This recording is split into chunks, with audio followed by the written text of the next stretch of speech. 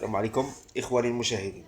كما كتعرفوا كاين دابا اللي كتخدم له زليج، باغي يخدم زليج ياخذ واحد السلعه يعني ساويه الثمن بواحد 150 200 درهم 300 حتى 1500 درهم ديال زليج بالمتر الكاري. وبلي كيقول ليه المعلم واحد الثمن، يعني الثمن ديال العامله ديالو كيقولوا لا هادشي بزاف، هادشي بزاف شحال بغيتي اولا عندي واحد ربعة زليجات ولا خمسة وباغي يصايبهم. كيجي يقول ليه يعني واحد المبلغ مثلا واحد 500 درهم ولا 600 ولا 700 باش نصاوب لك هاد البريكول في خدمة النهار. كيقول ليه لا، انت شحال باغي تخدم مع ديال النهار؟ يعني هادشي بزاف. انا كيقول لي انا من مثلا موظف او لا ما كنشدش ديك 700 درهم، ولكن ما شافش هو المعلم راه اللي غيخدم لك هاد البريكول. يعني هذيك خبره ديال سنين، واحد 30 سنه ولا 25 سنه هو كيمارس المهنه، وهذاك هو الدومين ديالو التخصص ديالو. بحال الطبيب مثلا كيمشي الانسان كيوصل يدوز عنده كيخلص 200 درهم 300 400، يعني في ظرف واحد الظرف وجيز. 10 دقائق ولا 5 دقائق غتخلص 200 درهم ولا 300 درهم.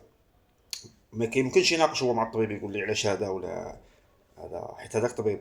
ولكن هذا الحريفي راه حتى هو كذلك، راه حتى هو تكون وما وصل لهذه المرحله حتى بشق الانفس عاد تكون، عاد عطانا واحد صناعي اللي غيصاوب لنا واحد المنتوج من واحد الناحيه، او غيصاوب لنا من واحد البريكول ديال العمل. يعني خصنا نأديو ليه الواجب ديالو وما نتحاسبوش معاه.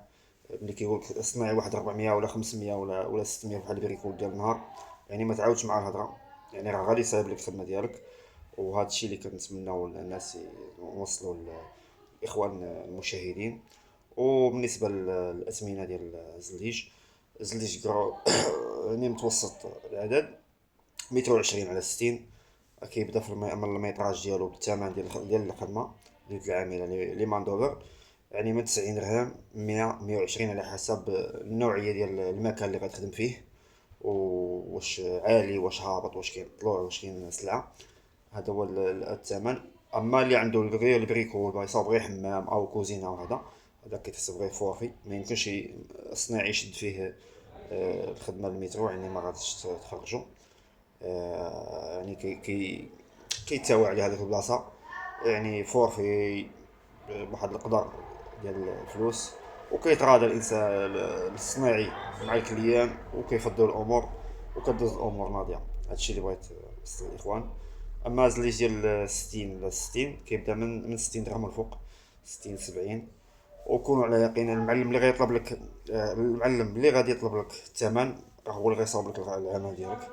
واللي يطلب لك قل ثمن مع تا زهرك، وغالبا ما غاديش يكون حريفي في المستوى، ويكون عنده الدوزان ديالو الادوات باش يخدم، السيركلوش، الهزاز الكهربائي، النيفو لازير. يعني كاين واحد الادوات اللي هما جداد، ضروري يكون واحد حريفي ويطلب الثمن اللي يناسبه ويصوب الخدمه على حقها وطريقه. هذا هو المطلوب.